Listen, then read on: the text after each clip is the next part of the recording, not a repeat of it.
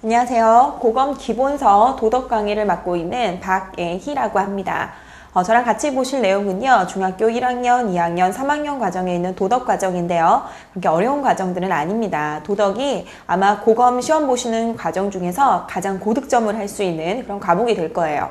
그러니까 도덕을 하실 때는 안의 내용이 상당히 어렵지 않으니까 집중을 하셔서 잘 보시면 고득점을 하실 수가 있습니다. 도덕 같은 것을 고득점을 하셔야 평균을 내서 이제 그 합격을 따지실 때 상당히 유리한 합격의 고지에 올라설 수가 있습니다. 그래서 도덕을 상당히 전략 과목으로 많이 삼으셔서 60점을 목표로 하시기보다는 90점, 100점, 그죠? 도덕은 이렇게 높은 고득점을 자신의 그 목표 점수로 잡으시는 것이 상당히 중요합니다.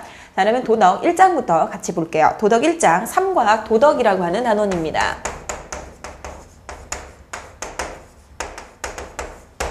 자, 삼과 도덕이라고 하는 부분에서는요. 도덕이 과연 어디서부터 왔는가? 그 다음 도덕적인 사람은 어떤 사람인가? 도덕의 규범에 대해서 같이 알아보는 단원입니다. 자, 그러면 도덕의 필요성부터 나가도록 하죠. 도덕은요, 우리가 도덕적인 사람이 되기 위해서 상당히 필요합니다. 자, 그래서 도덕이라고 하는 그런 그 과정을 통해서 인간의 목표가 될 수 있어요. 삶의 목표가 될 수 있는데, 그래서 도덕의 필요성에서 같이 보는 인간의 유형을 같이 보시죠.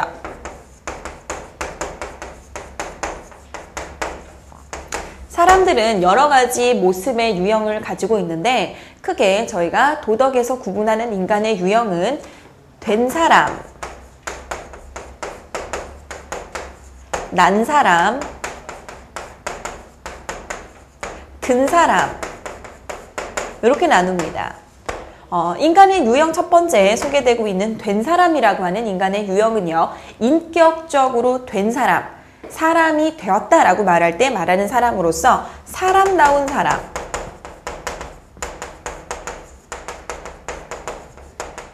두 번째 인간의 유형으로서 난 사람은요. 높은 지위, 많은 재산, 이름을 알리거나 지위가 높거나 또는 재산을 많이 모은 사람, 이런 사람들을 난 사람이라고 합니다. 든 사람이란 그렇죠? 많이 배운 사람.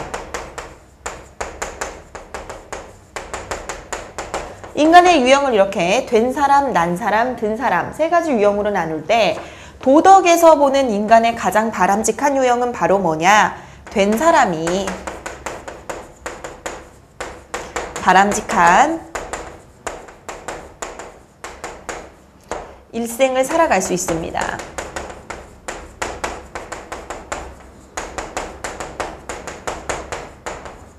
따라서 이제 도덕에서 인간의 유형을 볼 때 가장 중요한 것은 난 사람이든 든 사람이든 무엇이 되는 것이 더 중요하다? 그렇죠. 된 사람이 되는 것이 중요하다라는 얘기예요.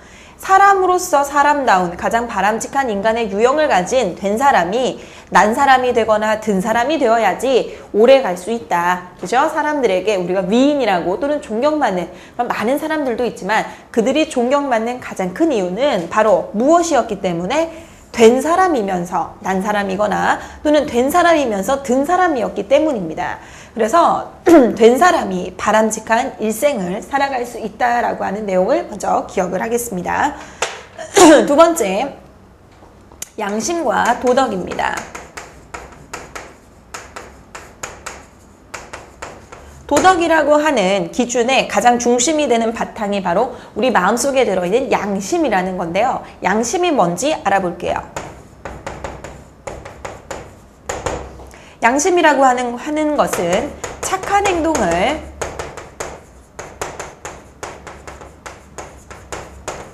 하라고 끊임없이 명령하는 윤리의식이에요.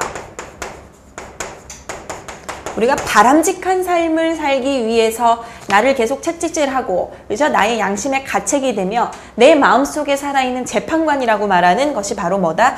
양심이다. 바로 도덕의 가장 근본이 되는 기본이죠. 자, 그래서 양심은요. 뭐라고도 얘기하느냐? 마음속의 재판관. 여기다 한번 써볼까요? 양심의 별명이에요. 마음속의 재판관. 이렇게 불리기도 합니다. 우리 마음속에 들어있는 양심은 누구나 다 존재해요. 사람이면. 그죠? 근데 그 양심이 착한 행동을 하라고 끊임없이 우리에게 명령을 하는 윤리의식으로서 내 마음속의 재판관으로서 나의 행동을 책임지는 가장 근본이 되는 거죠. 자, 이런 그럼 양심과 도덕에서는요, 먼저 양심의 기원을 살펴봅니다.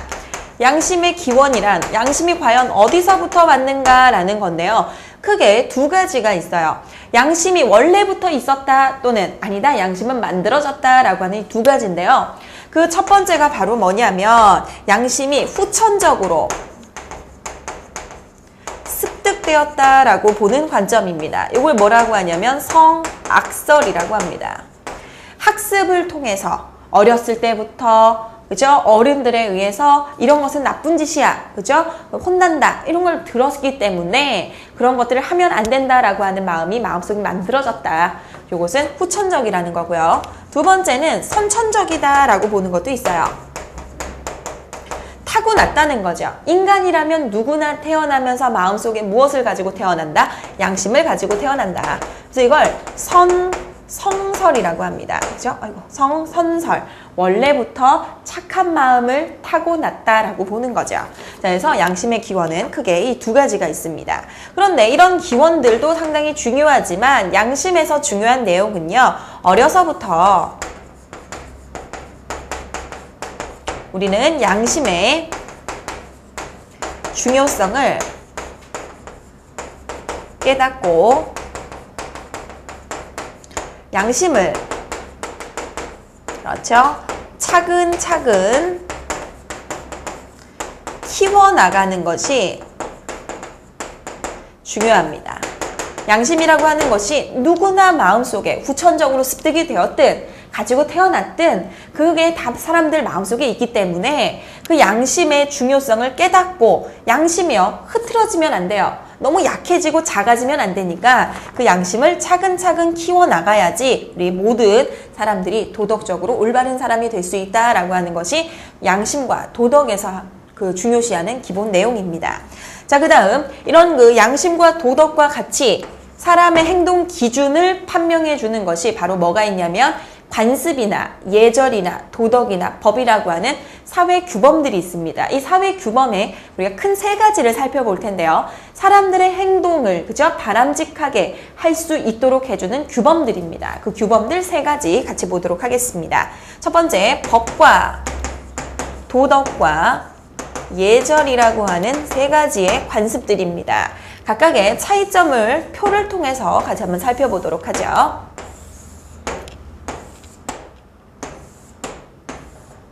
자, 먼저요. 법, 그 다음 도덕, 예절.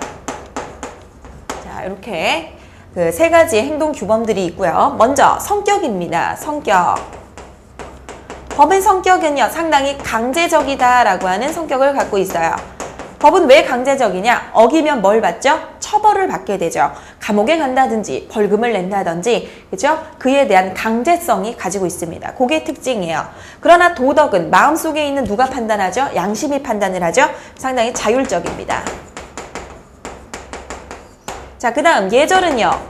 뭐와 같아요? 습관과 같죠. 상당히 습관적입니다. 웃어늘을 봤을 때 우리가 인사로서 표시를 하고 서로 반가움을 표시하는 그런 행동 자체가 예절이라고 하면 그건 상당히 우리 몸에 습득되어 있는 습관과도 같아요.